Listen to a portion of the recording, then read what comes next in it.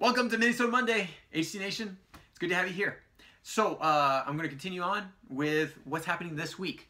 So October 16th, Monday, back in 1946 was the Nuremberg trials against different Nazis. Now this one was 10 different Nazis that were tried and found guilty. And on this day, they were hung. One of them decided he wasn't going to wait for the hanging, and he took poison to kill himself beforehand. So, interesting enough, the Nuremberg trials, you can look it up. End of World War II and the trials of some people that were not the best people in life. And actually, that's probably giving it very nicely.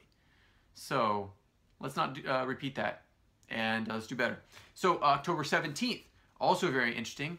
This is when OPEC, I don't know if you know what OPEC, 10 Arab nations that basically control all the oil in those Arab nations, they decided to take control. So they actually increased the price of oil and decreased the production of oil, which means oil is going to cost a lot more. And because they did that, it actually caused a lot of stir. Nixon had proposed a, basically $2.2 billion aid package to help the nations that were going to be affected by this. And also, this empowered basically U.S. companies and other companies to start taking more strength in the oil industry. Because of these Arab nations who control a large portion of oil, they weren't going to have that happen anymore. And it was because they did that that it caused a wedge between the Arab nations and the U.S., but it also helped start a lot of entrepreneurs to get into the oil industry, to diversify. So you're not just getting it from the Arab nations, you're getting it from all over the world, including the US. And so, the reason why they did that, actually, let me go back a little bit. The reason why they increased the price, decreased production, is because the US decided to start to side with Israel during the battle that started on Yom Kippur, which we talked about, I think, 2 weeks ago. It was actually the same day, 8 years later, that the president of Egypt, Sadat, who had attacked Israel, was killed by his own people, by rebels that didn't like that he actually signed the treaty called the Camp David Treaty. So, going on. That was October 17th. October 18th. This is interesting because this is the day that the person that created the light bulb, which was actually October 2nd when it actually came out, no, October 1st, many years before, 1931 is when Edison passed away. Going on to October 19th, so this is interesting because this is the day when British commander General Cornwallis actually gave up 8,000 of his soldiers, showing the end of the American Revolution and giving George Washington the ended victory that they needed to end the war. So, hats off to Cornwallis to finally end it there. Thank you for George Washington for being a great commanding officer, and then later on taking on the presidency. So, that's a great thing. That was, again, October 19th, 1781. October 20th.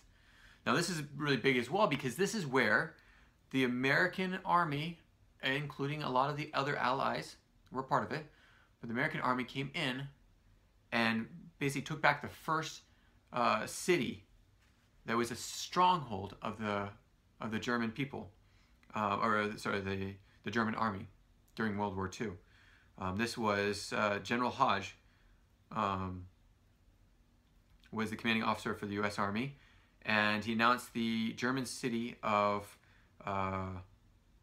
Aachen, I hope I'm pronouncing it right, was taken over in battle, and they took over more than 10,000 prisoners at that point.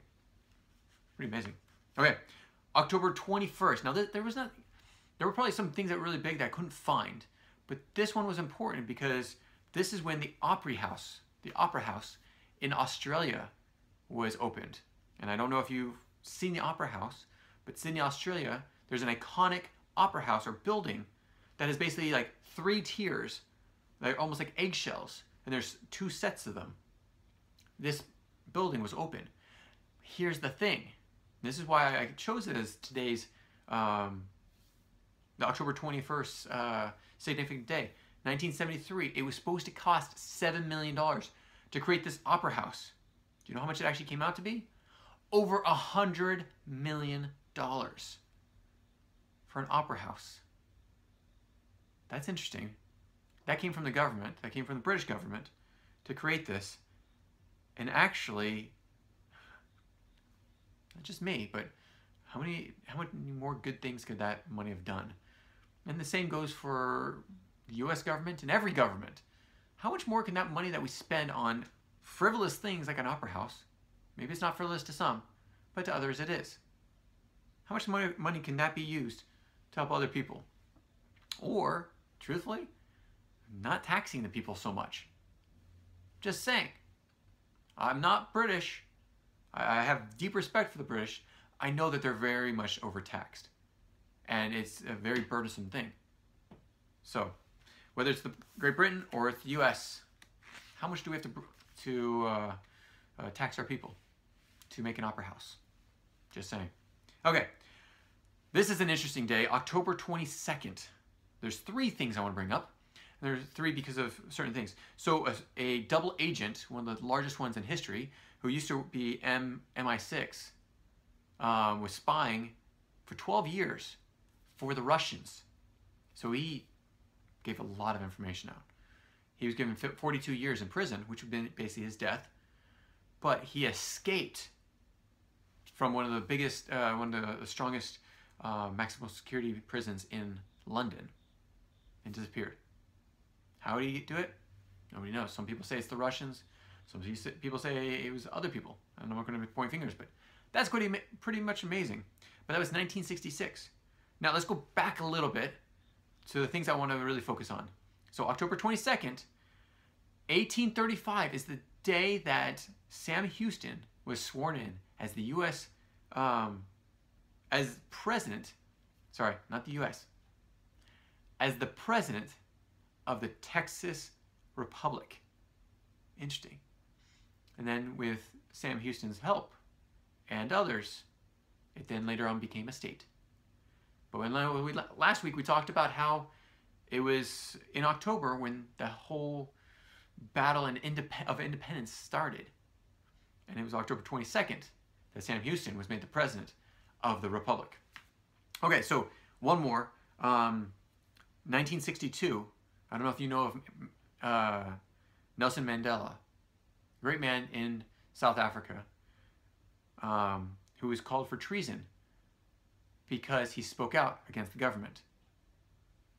I'm glad we're not set up for treason, because later on he was given the Nobel Peace Prize.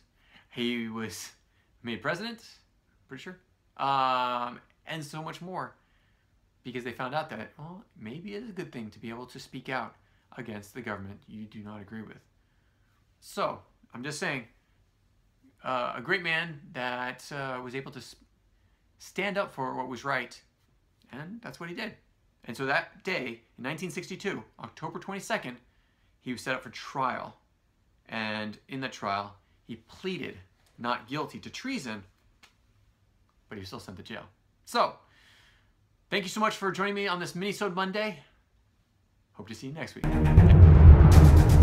you have any comments or questions, add them to the comments below. Otherwise, we'll see you tomorrow, actually. Take care. Bye.